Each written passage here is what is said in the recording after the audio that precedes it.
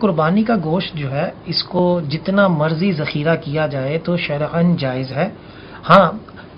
ابتدائی اسلام میں یہ حکم تھا کہ 3 دن سے زیادہ اس کو ذخیرہ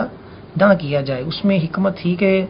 لوگ کم تھے کہ جو قربانی کرتے تھے، تو اس میں حکمت تھی کہ جتنے لوگ بھی قربانی کریں وہ اس کو ذخیرہ کرنے کی بجائے لوگوں میں تقسیم کر دیں نا، تو جو غریب ہیں ان تک بھی گوشت پہنچ جائے۔ پھر بعد میں جب وسعت ملتی گئی تو پھر اجازت دے دی نبی کریم صلی اللہ علیہ وآلہ وسلم نے کہ پہلے تمہیں 3 دن تک گوشت کو ختم کرنے کا حکم دیا تھا، اب جس طرح مرضی جو ہے نا اس کو استعمال کرو، ذخیرہ کرو، تو اس طرح جو ہے نا احادیث میں پھر اس کی بعد میں اجازت دے دی گئی۔ تو آج کل جو مشہور ہوتا ہے کہ لو جی اتنے دن سے زیادہ نہ کرو، یا بہت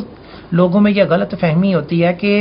محرموں سے پہلے پہلے جو ہے وہ قربانی کا گوشت ختم کیا جائے، جبکہ اس کی بھی کوئی اصل نہیں ہے۔ جتنا بھی ہو سکے اس کو ذخیرہ کر سکتے ہیں، اگرچہ بہتر یہی ہے کہ جس بندے کو اللہ تعالیٰ نے توفیق دی ہے وہ صدقہ کر دے، سارے کا سارا کر دے، یا جس طرح مستحب ہے کہ 3 حصے رکھے، ایک اپنے لیے، رشتہ داروں کے لیے، اور ایک جو ہے وہ غربا کے لیے، یہ بھی درست ہے۔ تو اصل تو قربانی ہے ذبح کرنے کا نام، اس کے بعد آگے پھر مستحبات ہیں، مباح ہیں، وہ احکام الگ ہیں۔ تو اس میں بھی یہی ہے کہ اگر بندہ چاہے